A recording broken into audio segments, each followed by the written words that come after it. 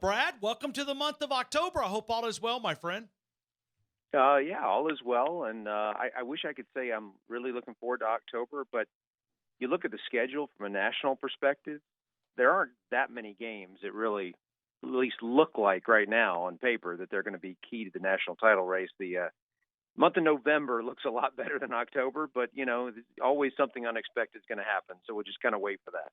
Brad, as I look at college football, and I get the emails from the public relations side of ESPN, and I think this year we don't have a dominant team. You may disagree. I think there's a lot of teams that could be a part of college football playoffs as we finish the final 7, 8 weeks, 2 months of the season. And I think the interest is now because we see the ratings every single week. They're up, up, up, up, up. I mean, ESPN College Game Day, up, up, up. I know you're part of ESPN College Game Day radio side of things, but it seems like college football has more interest because there's more teams fighting for college football playoff positioning.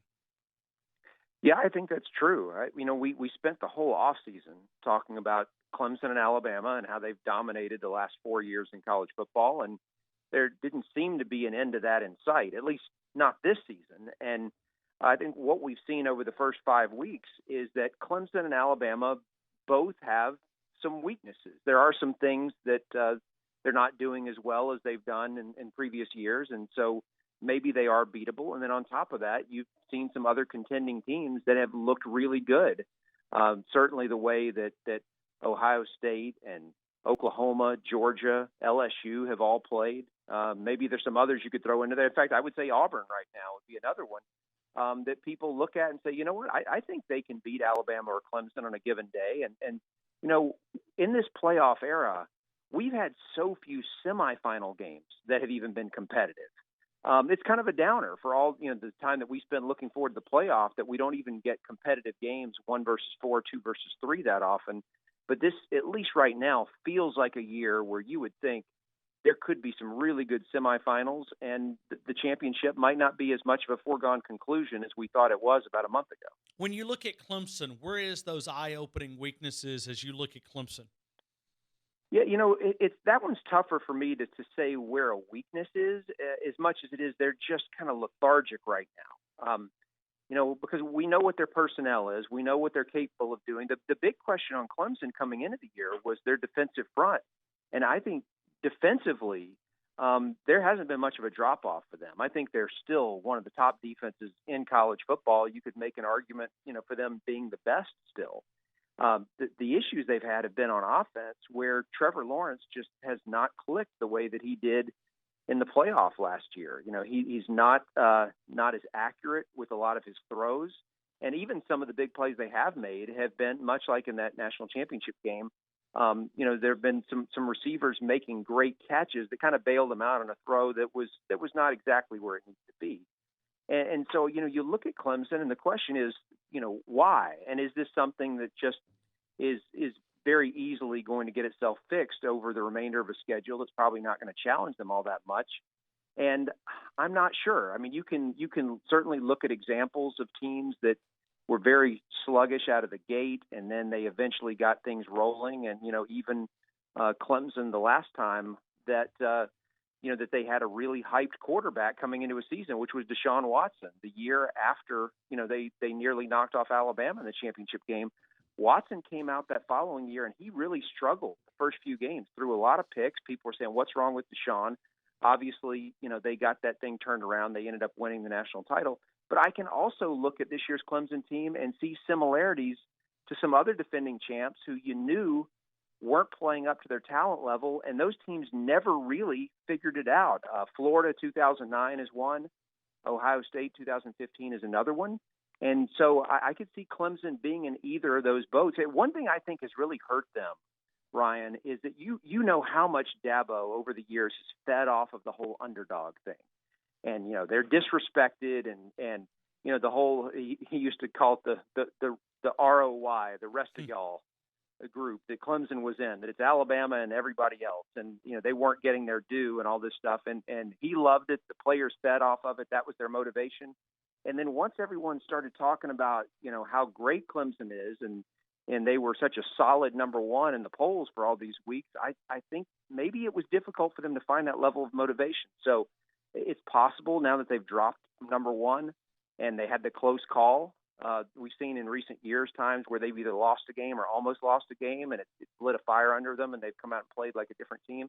I think not this weekend, they're off like Alabama is, but the following week, I think we'll start to get an idea of whether Clemson has that, that extra gear to shift into, or whether this is just kind of be who they are. Brad, let's come back to the University of Alabama. I tell you what, let's stay right there with Trevor Lawrence. Is it simply just about getting game tape on him, and where his strengths and weaknesses? I always watch a lot of baseball.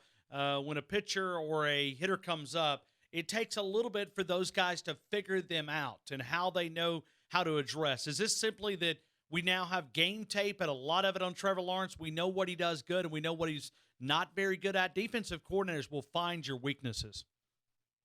Yeah, I would lean more toward that if they had played some good teams so far, but they really haven't. I mean, A&M may or may not be a really good defense. We'll find that out over the coming weeks. But if you look at what they've done, they've basically it's plays that they made last year or that he made last year that he's not making right now. And I think that's where the concern is that receivers are open. He's just making bad reads. And sure, it is possible that he is, seeing some things from defenses that he hadn't seen before. And, maybe he'll figure that out the same way that he adjusted during his true freshman season, the things that he hadn't seen before. But it's not like, okay, now they've, had somebody with similar talent to them who's lined up across from him and they know exactly, what they want to get him to do. That hasn't happened yet. And I'd say, for the most part, they've still been able to run the ball when they needed to. But it's just some of the throws that he made last year, he's not making right now. And so this is why everyone assumes that they'll be fine. They'll work this out because it's just a matter of him and his receivers getting on the same page with each other. But maybe there's more to it than that. Brad, let's look at the University of Alabama. We are the number one team in the country, just going past Clemson on the AP and the ESPN USA Today coaches poll that was released on Sunday morning and then Sunday afternoon. When you look at the University of Alabama, what do you see in this football team going into the bye week? Yeah, I'm still not sure about the running game, but that's less of a concern given how good the passing game is, and the passing game is obviously fantastic. And so the offense in general, it's hard to find too many faults with. I think you'd expect that any defense in the country is going to have a difficult time holding Alabama under 35. But the defense, what really jumps out at me, because I look at the numbers and still, just compared to teams across the country, they're not that bad, and I know by Alabama standards, it's probably frustrating for fans to watch because they're used to them just dominating and shutting everybody down, especially the level of competition they faced so far. But, we have a metric for defensive efficiency, and it's adjusted for the quality of the offenses you're facing. And Alabama is still a top 10 defense in that. In fact, they're one spot ahead of Auburn. And so there's some things that you look at and it's like, well, they're still okay. But I think what jumps out at me more than anything is I don't see a difference maker. I don't see a guy who on a pretty consistent basis is making plays, that he's beating whatever player he's up against, and especially up in the front seven. Like, you need somebody like that in the front seven. Quinnen Williams obviously was that guy last year who, even if someone is, missing an assignment in the back end, he's going to get to the ball, whether it's the quarterback, running back, whatever it may be. He's going to disrupt things in the backfield so quickly that there's no chance to exploit whatever issue there might have been elsewhere on the defense in that play because it happens so fast. Well, I don't see that this year. Like, there's not a guy, and really I'm not sure who it would be. You're not going to ask any of the true freshmen to be that guy or expect them to be at this stage. I think it has to be either Raekwon Davis or Terrell Lewis would be the guys who I would think would have the best ability to do that. But have we ever really seen it out of either one of them? As much as we've talked about them, I don't know that we've ever seen that for an extended period of time. We haven't. Yeah, maybe there's not a guy on the defense who's capable of doing that, and that's fine. They're all obviously, really good players. But if there's not a great one, you need everyone to do their job. If you've got a bunch of really good players and they all do their job on every play, the defense is going to be really good. But that's the issue, is that everyone's not doing their job on every single play, and it just seems like when there is a missed assignment, it turns into something bigger, because there's no one who's making a special play in order to kind of cover up for it. Can you put it in words what Tua has been able to do? I mean, every week we watch another record fall here in Tuscaloosa. Certainly he's got some great wide receivers, but it's a historic year in Tuscaloosa already, and we're already in Game 5, and there's going to be much more records that are going to be falling week by week by week. But this guy has really come back, and whatever happened in Santa Clara looks like it served as a motivation for him to clean up some things, and Sark is really off to a hot start here in Tuscaloosa offensively from the passing attack. Yeah, what's interesting from a national perspective is I don't think a whole lot of people have noticed what Tua is doing.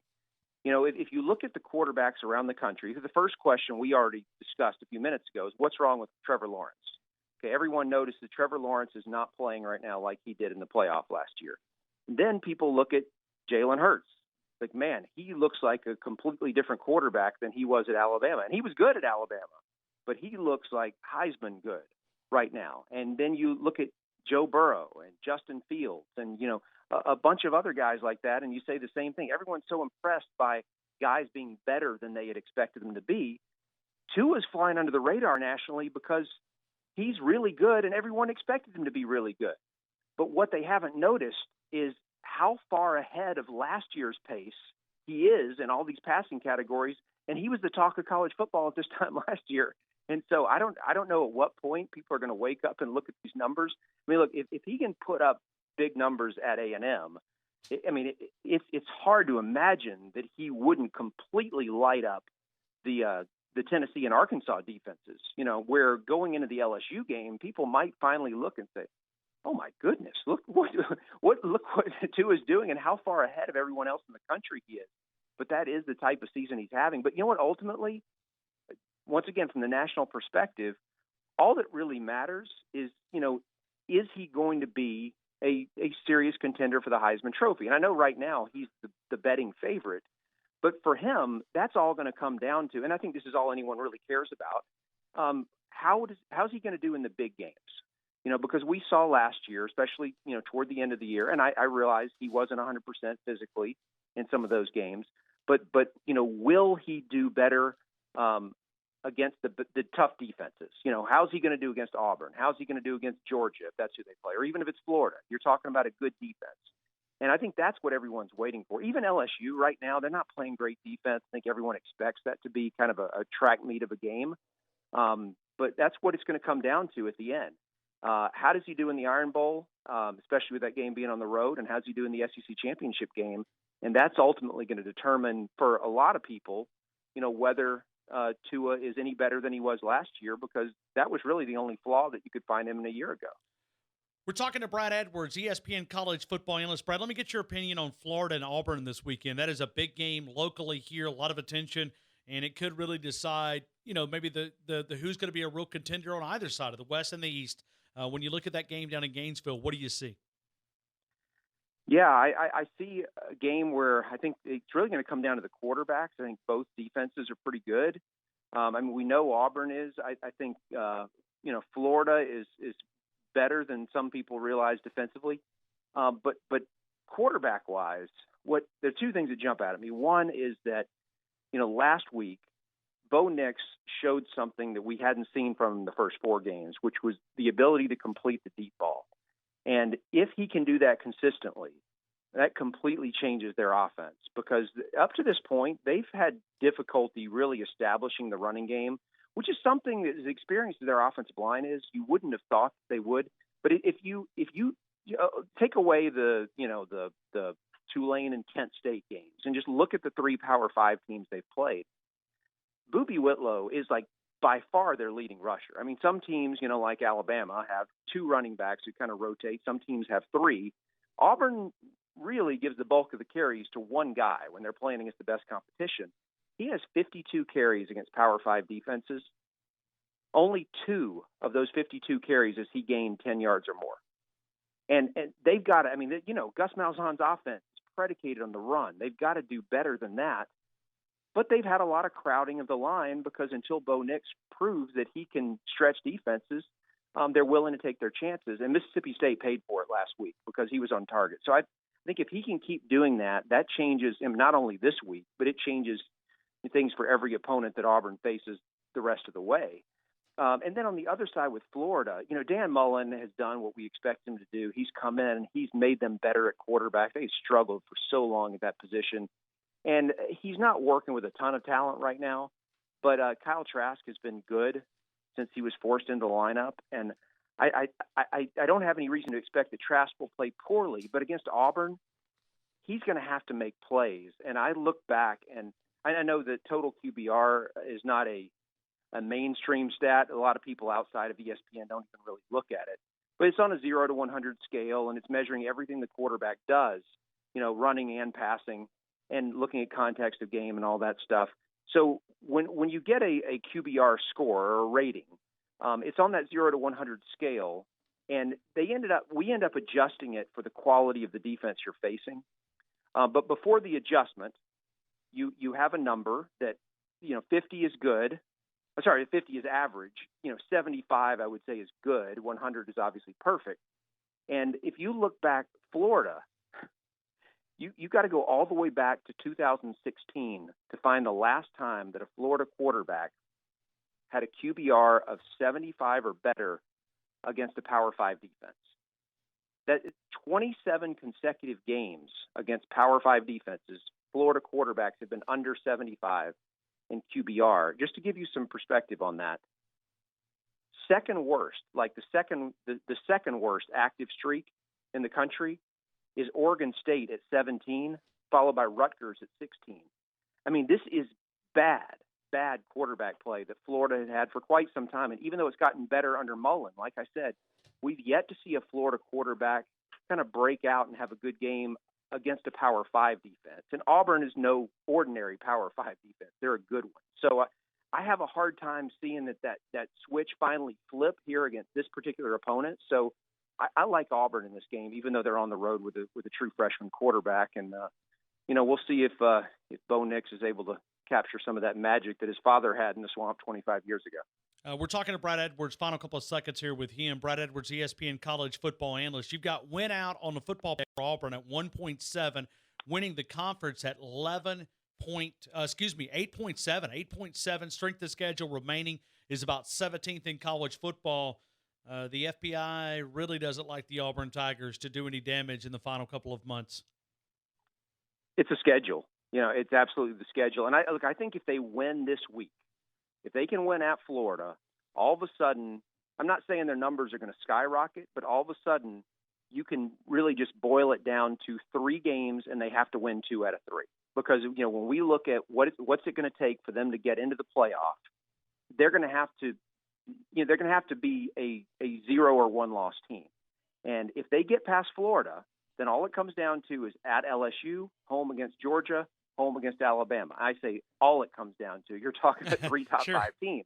But given that 2 of them are at home, and we know what they did in that situation 2 years ago, if they can win 2 out of 3, even if the loss is to Alabama and they don't win the West, given the teams that they would have beaten along the way, if they're 11-1, they are a legit threat to make the playoff. And so I think if they can win this weekend, it's that simple for Auburn, which is win 2 out of 3.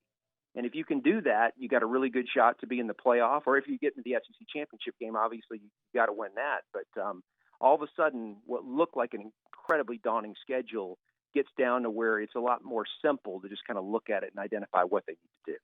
J. Brad Edwards, you can find him on the Twitter account. You can also find him here on Tide 100.9 on ESPN College Game Day on ESPN Radio. That will be airing. Alabama doesn't have a game. It'll be pretty much all day on ESPN Radio here in Tuscaloosa and Tide 100.9. Brad, as always, we thank you so much for your time. Hope you have an awesome weekend, and we'll talk to you very, very soon. You got it. Okay, talk to you soon.